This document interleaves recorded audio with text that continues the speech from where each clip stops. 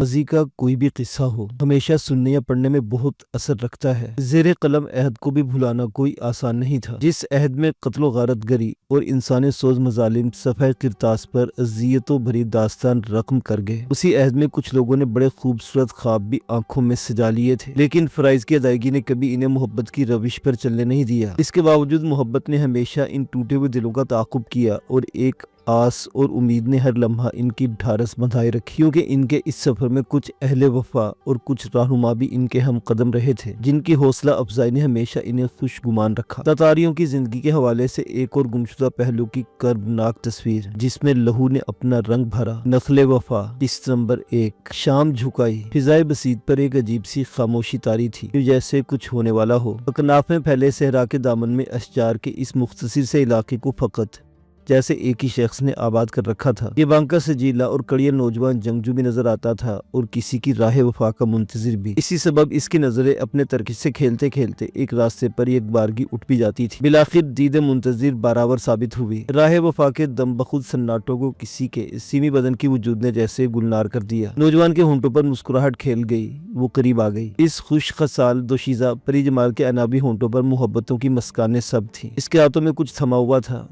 وہ اس کے لیے کھانا لے کر آئی تھی۔ دونوں کو نخلستان کے ان جاگوداز لمحات گزارتے کچھ دیر بیتی تو محبوبہ حسن طراز نے نوجوان کے ترکش سے کھیلتے ہوئے بڑے دلار سے کہا، اب جانے دو مجھے جیش، میرا بابا انتظار کر رہے ہوں گے۔ نوجوان جیش نے ایک آہ بھری۔ اس کے جانے کے تصور سے وہ اداس سا ہوا، پھر بولا، نفیسہ کچھ دیر اور ٹھہر جاؤ نا، ذرا چاند ابھرنے دو، پھر چلی جانا۔ چاند کی آج 22 تاریخ ہے، وہ دیر سے نکلے گا۔ نفیسہ نے دھیرے سے کہا، تو کیا ہوا؟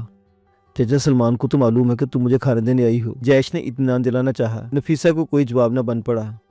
وہ خود بھی تو یہی چاہتی تھی کہ کچھ دیر اور جیش کے پاس ٹھہرے، لیکن گھر پر اس کا باپ اکیلا تھا، اور اس سے آئے کافی دیر ہو چکی تھی۔ یوں تو جیش دن بھر اس کے ساتھ ہی رہتا تھا، لیکن رات کو اس کا پہرا سرحد پر لگتا تھا، اور وہ سرے شام سے تیر کمان اور سنان سنبھالے نخلستان کے مغربی سرے پر ایک کھجور کے درخت کے نیچے پہنچ جایا کرتا تھا۔ نفیسہ اور جیش دونوں چچزاد تھے، لیکن اس وقت ان کے خاندان میں سوائے نفیسہ کے باپ سلمان کے اور کوئی زندہ نہ بچا تھا۔ ان دونوں کی منگنی بچپن میں ہو چکی تھی، اور اگر تاتاریوں کے حملے کی خبر نہ ملی ہوتی تو اس ماہ کی 14 تاریخ کو ان کی شادی ہو چکی ہوتی۔ کچھ دیر خاموش رہنے کے بعد نفیسہ نے شوخی سے کہا، کچھ لوگ کہتے ہیں کہ 14 تاریخ منحوس ہوا کرتی ہے۔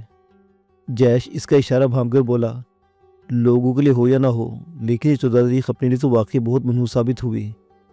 میں کہتا ہوں کہ نخلستان والوں کو یہ وہم ہے، تاتاری 3 بار شکست کھا چکے ہیں، اب وہ حملہ کرنے کی ہمت نہیں رکھتے۔ نہیں جیش، ایسا نہ کہو، نفیسہ نے خوفزدہ ہوتے ہوئے کہا۔ بابا کہہ رہے تھے کہ تاتاری بہت ضدی اور ظالم ہوتے ہیں، وہ 20 برس کے بعد بھی بدلہ لیتے ہیں، وہ نہ خود چین سے بیٹھتے ہیں اور نہ دوسروں کو چین لینے دیتے ہیں۔ جیش بولا، یہ تو ٹھیک ہے، لیکن تاتاریوں کو بھی ذرا معلوم ہو چکا ہے کہ سلطان مصر ان کے مقابلے کے لشکر لے کر چل پڑا ہے۔ یہی وجہ کہ آج 1 ہفتے سے تاتاریوں کے آگے بڑھنے کی کوئی خبر نہیں آئی۔ پھر اگر ایسا خطرہ تھا تو تم دوسری عورتوں کے ساتھ حمص چلی جاتی، میں تمہیں اکیلے چھوڑ کر کیسے جا سکتی ہوں جیش؟ نفیسہ کی آواز کپ کپ آ گئی۔ جیش نے نفیسہ کے ہوا میں لہراتے نرم بالوں کو چھوتے ہوئے کہا، نفیسہ مجھے تمہارے دل کا حال معلوم ہے، لیکن تم میرے لیے اپنے آپ کو خطرے میں نہ ڈالو۔ مجھے معلوم ہے تم نے خود حمص جانے سے انکار کر دیا ہے، لیکن سلمان چچا کا کہنا بھی غلط نہیں ہوتا۔ ہم ہی کیا، خماریہ کا ہر چھوٹا بڑا ان کے کہنے کو نہیں جھٹلا سکتا۔ خطرہ واقعی سروں پر منڈلا رہا ہے، اور خماریہ پر کسی بھی وقت حملہ ہو سکتا ہے۔ نفیسہ نے 2 قدم بڑھ کر جیش کے کندھوں پر اپنے ہاتھ رکھے اور لرزتے لہجے میں بولی، جیش پھر تم بھی میرے ساتھ حمص کیوں نہیں چلتے؟ نفیسہ کے منہ سے الفاظ نکلتے ہی جیش نے بڑی تیزی سے نفیسہ کے ہاتھ جھٹک دیے۔ اندھیرے کی وجہ سے اس کے چہرے کے تاثرات تو نامعلوم ہو سکے، لیکن اس کی آواز غرض سے اس کے غصے کا اظہار ہو رہا تھا۔ وہ کڑک کر جری لہجے میں بولا، نفیسہ تم جیش کو بزدل بنانا چاہتی ہو نا، تاکہ نخلستان نے خماریہ کے جوان مجھ پر آوازیں کسیں اور کہیں کہ جیش عورتوں کی طرح موت سے ڈر کر بھاگ گیا۔ اس نخلستان میں اب تک میں نے صرف پسینہ بہایا ہے، لیکن اگر اس سرزمین کو میرے خون کی ضرورت پڑی تو میں اس سے بھی دریغ نہ کروں گا۔ جیش بول رہا تھا اور نفیسہ سمٹی ہوئی پیچھے ہٹ رہی تھی۔ جب جیش خاموش ہو گیا تو نفیسہ ہمت کر کے آگے بڑھی اور بڑی محبت سے بولی، جیش تم مجھے غلط سمجھ رہے ہو، میں بھی ایک مسلمان لڑکی ہوں، اور جنگ کے موقع پر مسلمان عورتیں اور لڑکیاں مردوں کی طرح دشمن کا مقابلہ کرتی ہیں۔ بابا جانی نے مجھے نیزہ چلانا اور خود تم نے تیر اندازی سکھائی ہے۔ میں دشمن سے نہیں ڈرتی اور نہ ہی چاہتی ہوں کہ تم دشمن کو پیٹ دکھا کر میرے ساتھ بھاگ چلو۔ میں تو یہ کہنا چاہتی ہوں کہ نخلستان والوں نے ہر گھر سے ایک نوجوان لیا ہے، اور جس گھر میں صرف ایک جوان موجود ہے اسے اجازت دے دی گئی ہے کہ وہ عورتوں، بچوں اور بوڑھوں کو لے کر یہاں سے حمص چلا جائے۔ इस सूरत में तुम्हें हक पहुंचता है कि तुम हम लोगों को लेकर यहाँ से हुमस चलो। नफीसा की मोहब्बत और प्रिस अंदाज से गुफ्तगू ने जैश के गुस्से को ठंडा कर दिया। अपने सख्त अल्फाज पर नादिम था। आखिर वो नफीसा के करीब आया, इतना करीब कि दोनों ने एक दूसरे की सांसों को महसूस किया। नफीसा मुझे माफ़ कर दो, वो गुस्से में बहुत कुछ कह गया। जैश ने दोनों हाथों से इसका चेहरा ऊपर उठाते हुए कहा। नफीसा कोई जवाब न दे सकी। इतना जरूर हुआ कि इसकी सांस की रफ्तार कुछ तेज हो गई और जिसमें बर्की लहरें दौड़ने लगी। इसका जिस्म जैश की तरफ झुक गया और सर जैश के कांधे से आ लगा। इस तरह खड़े खड़े चलने में बीच चले थे कि यकायक नखलिस्तान के मशरिक की जानिब से एक शोर सा बुलंद हुआ और फिर दम के दम में पूरा नखलिस्तान आग के शोलों की लपेट में आ गया। देखकर जैश ने फुर्ती के साथ जैस लगाई और अपने घोड़े की पीठ पर था। इसने हाथ के सहारे से सहमी हुई नफीसा को अपने पीछे बिठाया और फिर घोड़ा बढ़ाकर रेत में गड़े हुए नेज़े को खींचा। इस कलील से वक्फे में भी नखलिस्तान में क़यामत बर्पा हो चुकी थी। तातारियों के हमले के पेश नजर औरतों, बच्चों और बूढ़ों को नखलिस्तान से निकलकर महफूज इलाकों में पहुंचा दिया गया था। फिर भी काफी लोग मौजूद थे। इन लोगों में बूढ़े मर्द भी थे और औरतें भी, जिनका काम सिर्फ पहरेदार नौजवानों को खाना पहुंचाना था। तातारियों का हमला इतना बेवक्त और अचानक था कि पहरेदार पूरी तरह संभल भी न सके और वहशी तातारियों ने इन्हें काटना शुरू कर दिया। नखलिस्तान के लोगों ने एहतियात के तौर पर 2 सवारों को सरहद पार उस तरफ भेज दिया था कि वो तातारियों की नकलो हरकत की खबरें पहुंचाते रहे। लेकिन शायद वो 2 सवार इन लोगों के हाथों कत्ल हो गए थे, क्योंकि हमले से कबल नखलिस्तान वालों के वहमो गुमान में भी ना था कि तातारियों का वो लश्कर जो इनसे 200 फरसंग के फासले पर पड़ाव डाले हुए है, वो बगैर इत्तला के हमलावर हो सकता है। यूं इस अचानक हमले की असल वजह ये थी कि तातारियों ने इस बार अपना रास्ता बदल दिया था। आमतौर पर इनका हमला शुमाल से हुआ करता था, लेकिन इस वक्त वो मशरिक से नमूदार हुए और आने वाहिद में पूरे नखलिस्तान को तहो बाला कर डाला। तातारियों को जिस दस्ते ने नखलिस्तान पर हमला किया था वो इनका हरावल दस्ता था। इस हरावल दस्ते में तकरीबन 2000 सवार शामिल थे।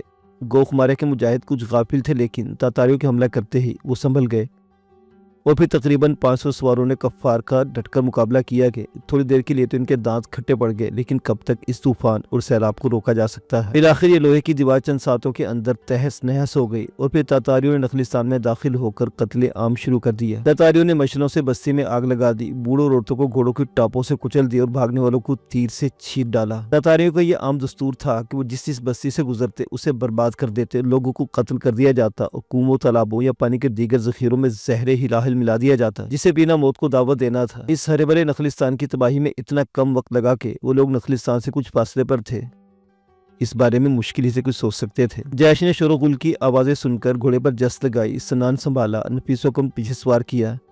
लेकिन जिस वक्त वो निज़ा हिलाता नखलिस्तान पहुंचा, उस वक्त तक पूरा नखलिस्तान तबाह हो चुका था और तातारी इसको बर्बाद करने के बाद मगरिब की तरफ निकल रहे थे। जैश को चचा सलमान का रह रहकर ख्याल आ रहा था कि इस बूढ़े पर नामालूम क्या गुजरी हो। ये सोचता वो नखलिस्तान में दाखिल हुआ।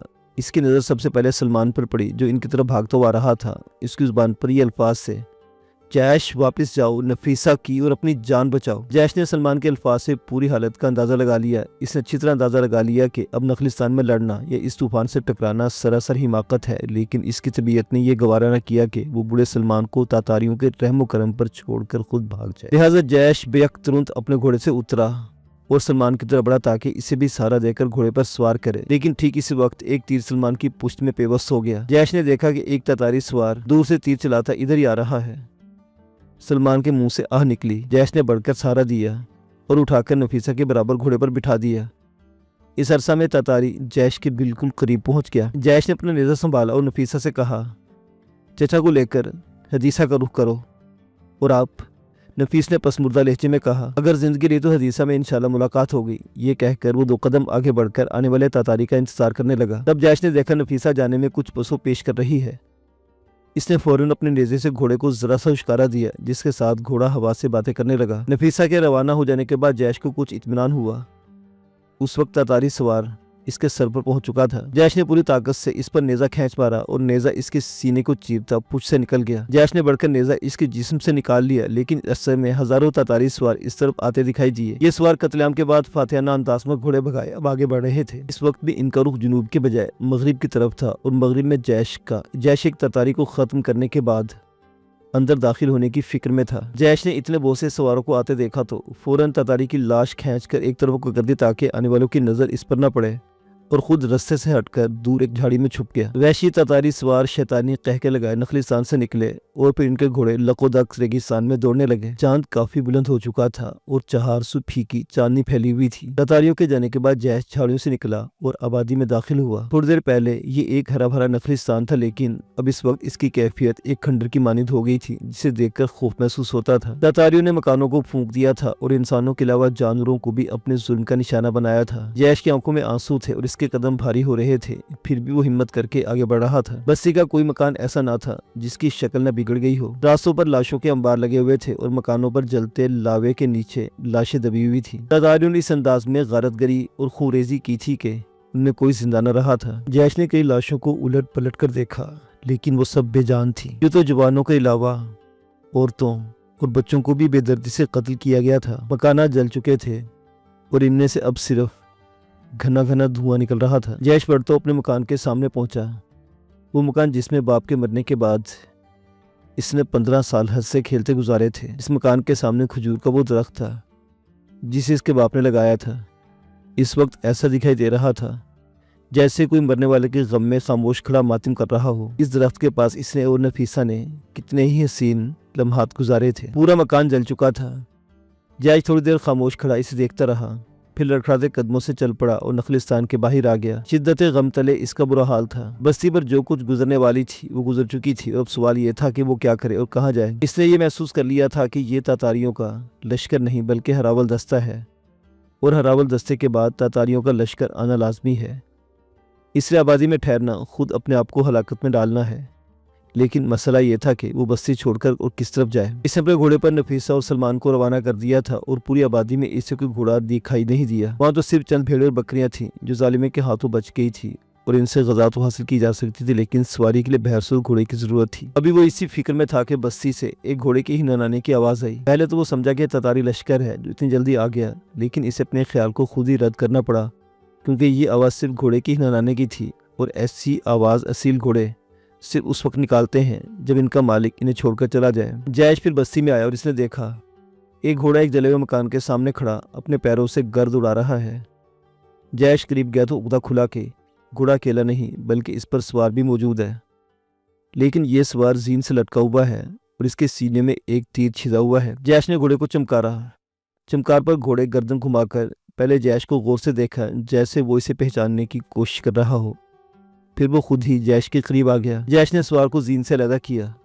اس کا جسم ٹھنڈا تھا اور وہ مر چکا تھا۔ جیش نے سوار کا چہرہ دیکھا۔ یہ بستی کے تاجر کا لڑکا تھا جو مشرقی حصے میں پہرے پر متعین تھا۔ اچھی طرح اطمینان کر لینے کے بعد کہ اس میں جان بالکل باقی نہیں، جیش گھوڑے کے پاس آیا اور اس کی گردن سے چمٹ کر بے ساختہ اسے چومنے لگا۔ اس وقت سوائے اس گھوڑے کے اس کا کوئی ہمدرد اور ساتھی نہ تھا۔ جیش جانتا تھا کہ گھوڑا اس کی زبان پوری طرح نہیں سمجھ سکتا، پھر بھی وہ غم و غصے سے اس قدر پاگل ہو رہا تھا کہ اس نے گھوڑے کی گردن پر ہاتھ پھیرتے ہوئے عزم سے کہا، اے بہادر سوار کے وفادار گھوڑے، میں عہد کرتا ہوں کہ اگر میری عمر نے وفا کی تو میں تیرے مالک کا بدلہ ظالم تاتاریوں سے ضرور لوں گا، اور اس آبادی کے ہر شہید کے بدلے 100 تاتاری خود اپنی تلوار سے قتل کروں گا۔ گھوڑا سمجھ پایا ہو یا نہیں سمجھ پایا ہو، لیکن اس نے اپنی ٹاپیں زمین پر اس انداز سے ماری جیسے وہ کہہ رہا ہو، تیرے اس عہد میں میں برابر کا شریک ہوں۔ اس کے ثبوت میں گھوڑے نے جیش کو اپنی پیٹھ پر بلا عذر سوار کر لیا اور جیش کے اشارے پر چلنے لگا، لیکن جیش کو جلد ہی معلوم ہو گیا کہ گھوڑے کی ایک ٹانگ زخمی ہے اور وہ پوری رفتار سے بھاگ نہیں سکتا۔ چنانچہ اس نے رفتار کم کر دی۔ پیدل چلنے سے تو یہی بہتر تھا کہ وہ گھوڑے پر آہستہ آہستہ چلے۔ جیش نے چلتے وقت نفیسہ سے کہا تھا کہ وہ سلمان چچا کو لے کر حدیثیہ جائے۔ اس نے بھی حدیثہ کا رخ کیا۔ اسے بہت کم امید تھی کہ نفیسہ تنے تنہا چچا سلمان کو لے کر حدیثہ پہنچ سکے گی، کیونکہ ایک تو تنہا مسافت پہ چچا سلمان کو تیر لگ چکا تھا۔ باہر کہف و خیالوں کے بھون میں پوری طرح پھنس چکا تھا۔ تب وہ بڑبڑایا، معلوم نہیں وہ زندہ بھی بچے ہیں یا زخم کی تاب نہ لا کر انہوں نے جان دے دی ہے۔ اس نے ایک جھرجھری لی اور پھر بڑبڑایا، تاتاری بڑی تیزی سے آگے بڑھ رہے ہیں۔ اگر نفیسہ نے ذرا بھی سستی برتی ہوگی تو اس کا تاتاریوں کے ہاتھوں میں پڑ جانا بھی ممکن ہے۔ ان تمام وسوسہ انگیز خدشات کے باوجود جیش سوائے حدیثہ کے اور کہاں جا سکتا تھا؟ وہ ایک موہوم امید پر سفر کر رہا تھا، اور سفر میں زخمی گھوڑا اس کا پوری طرح ساتھ دے رہا تھا۔ ان پریشان کن خیالات کو ساتھ لیے جیش صبح کے وقت ایک نخلستان میں پہنچا، اور نخلستان کو دیکھ کر اس کے زخم ہرے ہو گئے۔ ظالم تاتاریوں نے وہاں سے گزرتے ہوئے اسے بھی بالکل برباد کر دیا تھا، سوائے لاشوں اور جلے پھونکے مکانوں کے گھروں کے اور کچھ نظر نہ آتا تھا۔ جیش آبادی پر نظر ڈالنے کے بعد نخلستان کے کنارے ایک چشمے پر اپنا گھوڑا روکا۔ اسے تو کچھ بھوک نہ تھی، لیکن گھوڑا رات بھر چلا تھا، اس کے لیے چارے کا انتظام ضروری تھا۔ جیش گھوڑے سے اتر پڑا اور اسے چرنے کے لیے چھوڑ دیا۔ زمین کا سبزہ بھی گھوڑوں کی ٹاپوں تلے اتنا روندا گیا تھا کہ غریب گھوڑے کو اپنا پیٹ بھرنے میں کافی وقت لگ گیا۔ جیش نے بھی چند کھجوریں حاصل کی اور چشمے پر آ کر بیٹھ گیا۔ رات بھر کے مسلسل سفر نے اس میں تکان پیدا کر دی تھی۔ اس نے کھجوریں کھا کر چشمے کا پانی پیا اور پھر لیٹ کر ایسا غافل سویا کہ دوپہر تک اس کی آنکھ نہ کھلی۔ شاید اب بھی اس کی آنکھ نہ کھلتی، لیکن جس جگہ وہ سو رہا تھا وہاں دھوپ آ گئی تھی اور سورج کی تیز کرنوں نے اسے بیدار کر دیا تھا۔ اس نے آنکھ کھول کر ادھر ادھر دیکھا۔ اس کا گھوڑا اس کے قریب ہی بڑے آرام سے بیٹھا تھا، لیکن اسے دیکھ کر بڑا تعجب ہوا کہ گھوڑے کے قریب ہی ایک ضعیف انسان بھی لیٹا تھا۔ جیش گھبرا کر کھڑا ہو گیا۔ پہلے تو اس نے لیٹے ہوئے آدمی کو غور سے دیکھا۔ وہ سوچنے لگا جس وہ سویا تھا اس وقت تو یہاں کوئی موجود نہ تھا، اب یہ آدمی کہاں سے آ گیا؟ وہ آہستہ آہستہ اس کے قریب کو جھک کر دیکھا تو بوڑھے آدمی پر غشی سی تاری تھی۔ جیش نے آواز دی مگر کوئی جواب نہ ملا۔ اس نے بوڑھے کے جسم پر نظر ڈالی تو دائیں پیر پر خون کے دھبے دکھائی دیے۔ جیش نے لبادہ الٹ کر ٹانگ دیکھی۔ بوڑھے کی ران میں ایک ٹوٹا ہوا تیر چھدا ہوا تھا، شاید تیر نکالنے کی کوشش میں ٹوٹ گیا تھا۔ جیش نے اس کی ٹانگ پر ٹانگ رکھ کر پوری طاقت سے تیر کھینچا۔ تیر تو نکلا، لیکن بوڑھا اب تک بے ہوش تھا۔ جیش نے ایک پیڑ کی چھال اور کچھ پتے کوٹ کر ہلدی بنائی اور زخم پر تھوپ کر پٹی باندھ دی۔ شام کے قریب بوڑھے کو ہوش آیا، مگر نکاہت سے اس کی آواز نہ نکلتی تھی۔ اس نے پیر پر پٹی بندی دیکھی تو متشکرانہ نظروں سے جیش کو دیکھا۔ جیش نے کچھ کھجورے اور پانی سے چشمے سے پانی لا کر اسے دیا۔ تیر نکل جانے سے اس کی تکلیف کم ہو گئی تھی۔ غذا کے پیٹ میں پہنچنے سے اس میں کچھ طاقت آئی اور وہ بات کرنے کے قابل ہوا۔ بوڑھے نے اس نخلستان پر جو گزری تھی وہ جیش کو سنائی۔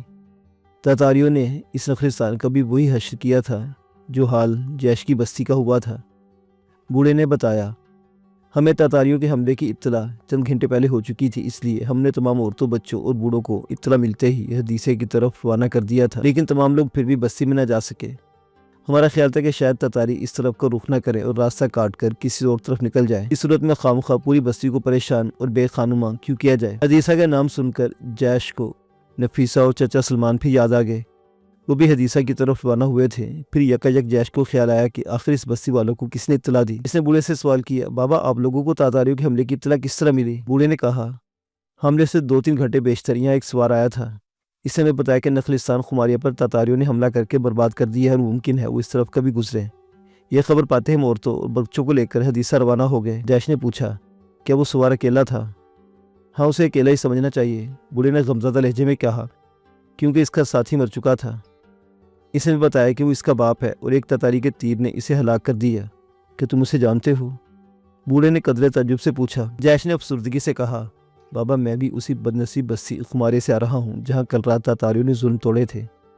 اس آبادی میں ایک انسان بھی زندہ نہ بچ سکا۔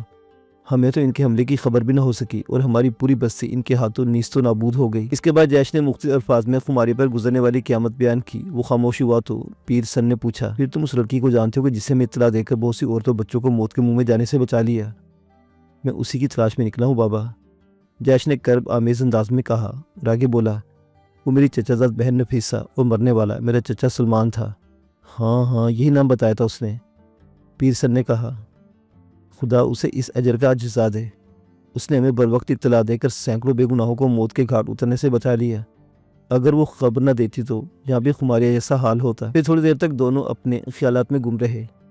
ذرا سی دیر بعد جیش اپنے خیالات سے چونک کر بولا، بابا تم یہ کیسے کہہ سکتے ہو یہاں سے جانے والی عورتیں اور بچے محفوظ ہوں گے؟ ہو سکتا ہے کہ تتاری بھی حدیثہ گئے ہیں اور راستے میں نے پکڑ لیا ہو۔ پیر سن نے کہا، ایسا نہیں ہو سکتا، حدیثہ کا راستہ یہاں سے گھومتا ہے۔ جب رات میرے تیر لگا تو میں گرتا پڑتا ایک درخت کے نیچے پہنچ گیا۔ وہ جگہ کافی بلندی پر تھی اور میں تاتاریوں کی نقل و حرکت پوری طرح دیکھ سکتا تھا۔ تاتاری آبادی کو جلانے اور قتل و غارت کرنے کے بعد صبح تک یہی رہے۔ شاید وہ آگے بڑھنے سے پہلے کسی کا انتظار کر رہے تھے، لیکن سورج نکلنے سے پہلے وہ پھر تیار ہو گئے اور بجائے جنوب کی طرف مڑنے کے وہ مغرب کی طرف روانہ ہوئے۔ اس کا مطلب ہے ان کا رخ ہومس کی طرف ہے۔ ہاں میرا بھی یہی خیال ہے، پیر سن نے جواب میں کہا۔ معزز سامعین و ناظرین، داستان ابھی جاری ہے۔